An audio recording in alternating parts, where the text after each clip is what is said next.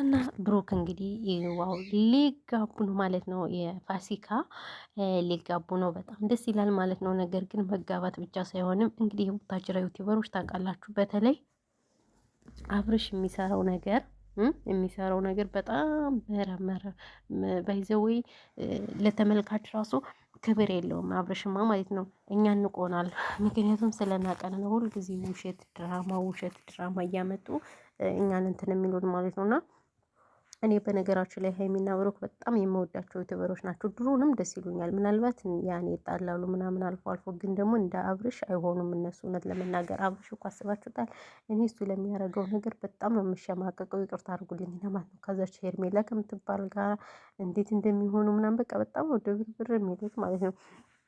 በዚያው ግቢያችን እንትኖች አሉ እንደዚህ ውሃ ላይ የሚንሳፈፉት ሳያቸው በቃ ደስ አሉኝና እነሱን እያየሁ ለምን ቪዲዮ አላወራ ምናምን ብዬ ቀረጽኳቸው። በጣም ነው ደስ የሚሉት። እኛ ጋር ባይዘው የአረብ ሀገር በሆንም በጣም ብዙ እንስሳዎች አሉ፣ ዳክዬዎች ምናምን ነገር አሉ ማለት ነው። ስለዚህ እንግዲህ እነሱን እያየን አንዳንድ ወሬ እናወራለን ማለት ነው። በመጀመሪያ ግን ሰላማችሁ ይብዛ። ለቻናሉ አዲስ ከሆናችሁ ሰብስክራይብ አድርጉ። እዛ ባሻገር ደግሞ እንግዲህ ያው ፋሲካ እየመጣ ነው ማለት ነው።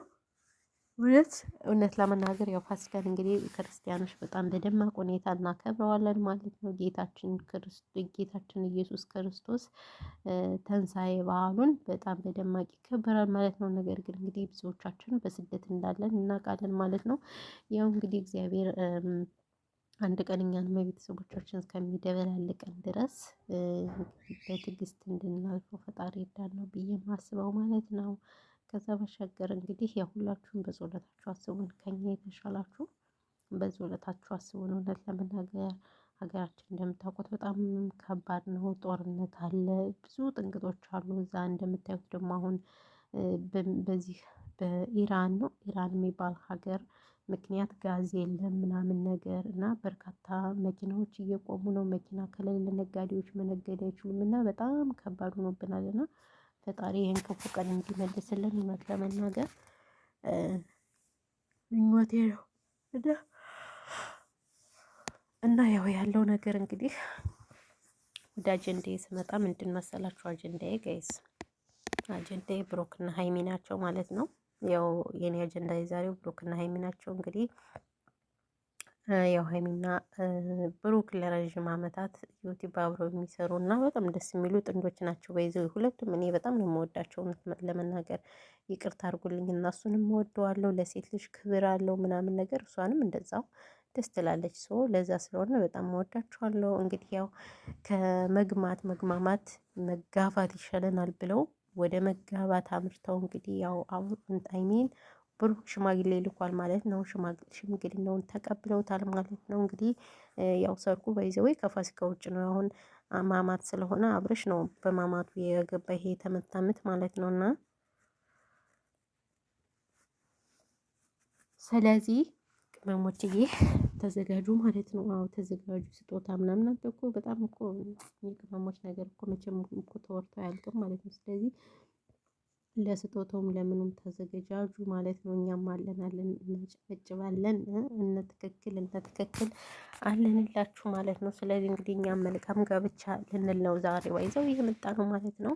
እኛም እንግዲህ ከስደት መልስ እንድናገባ ፈጣሪ ይርዳን። አዎ ፈጣሪ ይርዳን ማለት ነው። ውዶቼ በጸሎታችሁ አስቡን። አዎ ስደት በቃችሁ ብሏል ማለት ነው። ስደት ባይዘው ረዥም ዓመት ስትቀመጡ ሄዱ አይላችሁም እናንተ። ምንድነው የሆነ ዱካክ ነገር ነው በነገራችን ላይ ዱካክ አይገልጸውም እውነት ለመናገር። እና እንግዲህ እኛም በሀገራችን እንድንኖር ፈጣሪ ይርዳን። የእውነት የሰው ሀገር የለመደ ሰው በቃ ምንም ብትሉት ምንም ነገ ስትሉ ዛሬ ስትሉ ነገ ስትሉ ዛሬ ስትሉ በቃ ፍላጎት የለንም ለመሄድ ማለት ነው። ለምን እንደሆነ እኔ አላቅም። አላቅም ለምን እንደሆነ ስለዚህ ያለው ነገር ይሄ ነው። በተረፈ ግን እንግዲህ ሁላችሁም ይህን ይመስላል። ሀሳብ አስተያየት ካላችሁ ምናምን ኮሜንት አስቀምጡልን ጋይስ። ቪዲዮዎችን ሰብስክራይብ ተዋርጉ። ቪዲዮዎችን ታዩታላችሁ ግን ላይክ አታደርጉልን። ሊሽ ላይክ ስታደርጉት በይዞ ዩቲዩብ ሼር ያደርገዋል። ለዛ ነው እሺ፣ እንጂ ለሌላ አይደለም ማለት ነው። እዚህ ዳክዬዎቻችን እያያችሁ በዳክዬ ማለት ነው እንዴት ደስ እንደሚሉ በኢየሱስ ባይዘዎች እርሳሲዋ በጣም ብዙ ዳክዬዎች አስታቅፋ ነበር። 12 ነው ምናምን ግን እነሱ ሁሉም የሉም፣ 2 አሉ።